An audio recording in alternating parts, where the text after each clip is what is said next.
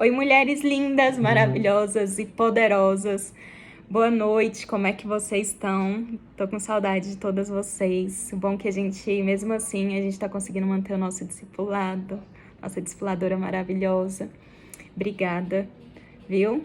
A cada uma de vocês. Obrigada, Marinês. Amei a sua explicação, amei tudo que você falou, né? E o seu capítulo também tá totalmente relacionado com o meu, porque fala sobre a reação ao medo, né? Como é que você lida com medo, como é que você decide ser uma pessoa poderosa, né? Ter reações poderosas, saudáveis diante do medo.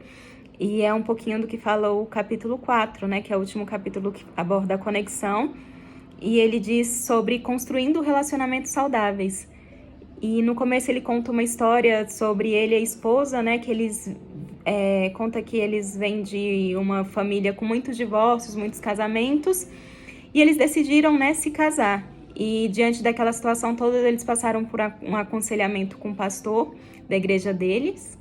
E durante esse aconselhamento teve uma informação que foi meio que não foi declarada, não foi dita durante esse aconselhamento, que só foi informado 12 anos depois pelo pastor, né? Acabou esquecendo, acabou não sendo dito, e foi um parecer, uma avaliação de um psicólogo que falava que vendo, né, os testes dos dois, eles não poderiam estar juntos porque eles eram totalmente incompatíveis, totalmente diferentes. E eles quando eles receberam essa informação, eles já tinham 12 anos de casados. E aí ele fala que ele entende um pouco por que eles passaram 12 anos tão difíceis, tão turbulosos, né, tão turbulentos. E aí ele fala que durante esse tempo ele aprendeu, né, a construir um relacionamento saudável. E aí ele fala sobre o pilar e sobre a fundação e sobre os pilares para se ter um relacionamento saudável. E eu achei esse capítulo, assim, sensacional. É aquele capítulo que eu acho que eu vou ler toda semana para eu aplicar ele em todos os relacionamentos da minha vida, porque realmente são pilares, assim, são chaves. São chaves que transformam relacionamentos, mesmo aqueles relacionamentos que nem ele mostra nesse livro, que não tinham como dar certo, como era o dele e a esposa dele, né, pelos olhos humanos, eles com a fé, com todos esses pilares que eu vou falar agora, rapidinho, tentando ser o mais sucinta possível. Então, ele fala sobre a fundação que precisa ter todo o relacionamento, que é o amor e a aceitação condicional. Então, a gente precisa ter um ambiente que nos traga segurança, da gente saber que aquilo ali é incondicional e não condicionado a algo que façamos ou sejamos para outra pessoa. Então, quer dizer que nós podemos ser nós mesmos, independente das nossas falhas, dos nossos erros, né? Nós podemos mostrar tanto as nossas qualidades quanto nossos defeitos e melhorar nesses defeitos, porque a gente tem um ambiente de aceitação, de amor incondicional, né? Ele não está condicionado a nada. Isso é o que traz uma longevidade e uma resiliência a esse relacionamento. E essa é a fundação de todo o relacionamento. E aí ele coloca pilares essenciais para você construir um relacionamento. O primeiro ele diz que é o amor, que é o amor é um compromisso, uma ação e um resultado. Então você se compromete a amar incondicionalmente aquela pessoa e você demonstra isso por meio de ações, que nem a gente já tem falado, por meio, né, da gente conhecer as linguagens do amor e a gente demonstrar realmente para aquela pessoa que ela é amada, e com isso a gente gera um resultado, a gente gera uma pessoa segura, uma pessoa que uma pessoa segura, né, de si, uma pessoa que vive em paz, uma pessoa que é confiante. Por quê? Porque ela é amada. E depois o segundo é a honra, e ele diz muito, e a honra é uma palavra tão forte, mas ao mesmo tempo tão difícil de ser entendida, né? A gente leu já A Cultura da Honra, né? E é um livro maravilhoso também. E aqui ele fala que honra, é algo que é dado, né? Algo que é esperado, é algo que você conquista, né? Algo que você vai cultivando. Então, honra é você ver o além da pessoa, que nem Jesus. Ele nos fez vencedores, ele nos fez filhos, mesmo muitas vezes a gente não sendo nada, sabe? Ele vê além, ele nos honra, ele nos mostra quem nós somos neles. E isso é muito lindo. E depois ele fala sobre outro pilar, que é o domínio próprio, que ele diz que o domínio próprio é a essência do que é ser uma pessoa poderosa. E eu acho o domínio próprio um dos frutos do Espírito Santo mais, ao meu ver, assim, realmente é o mais poderoso, e que para mim é o que mais me custa. Então eu acredito que esse é um pilar assim essencial, e que ele diz, e eu li já em outro livro também, que para você ter domínio próprio, uma questão assim muito importante é você ter um objetivo, você saber o porquê você está falando sim e o porquê você está falando não. Por quê? Porque você tem um objetivo, você sabe o porquê você está fazendo aquilo.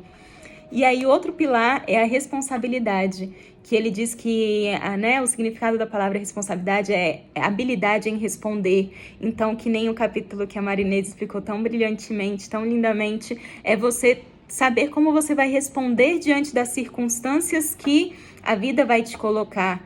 E isso a gente vai adquirindo através que a gente procura ser uma pessoa poderosa, ter domínio próprio, ser dona das próprias emoções, das próprias ações, né? Que a gente decide ser feliz, decide buscar o nosso melhor. E o outro pilar, ele diz que é a verdade. Então, a verdade, ela gera um ambiente de confiança, né? E, ao mesmo tempo, quando nós somos verdadeiros uns com os outros, a gente tá se deixando, mostrando ser vulnerável. Então, mas ao mesmo tempo, quando a gente é vulnerável, a gente mostra aquilo que está dentro de nós e a gente é verdadeiro e a outra pessoa conhece quem nós somos em verdade. Isso gera um ambiente de confiança. Não porque eu saiba o que a outra pessoa vai fazer, não que eu controle a outra pessoa, mas não porque eu confio nela, porque ela verdadeiramente mostra quem ela é. E isso eu achei muito lindo também. E o outro pilar essencial, ele diz que é a fé. E isso é excelente porque é somente em Deus que nós temos que colocar todas as nossas expectativas e não no nosso cônjuge, não no nosso familiar, não no nosso amigo. É somente em Deus. E isso gera intimidade, isso gera amor, isso gera conforto quando nós temos essa fé e essa intimidade com Deus e essa dependência de Deus. Porque muitas vezes quando nós temos atritos, situações complicadas, a gente fica magoado, a gente fica ressentido e às vezes, muitas vezes a gente se afasta. E o se afastar não acaba gerando uma conexão e um relacionamento saudável, mas na verdade acaba piorando aquele relacionamento. Mas se naquele momento que a gente tá triste, que a gente tá magoado, a gente se fecha no nosso quarto, a gente se retira para algum cantinho e ora e passa um tempo com Deus, passa um tempo com o Espírito Santo, a gente se enche desse amor e a gente se constrange pelo amor de Deus e a gente vê o tanto que Ele nos ama, mesmo a gente não sendo merecedor.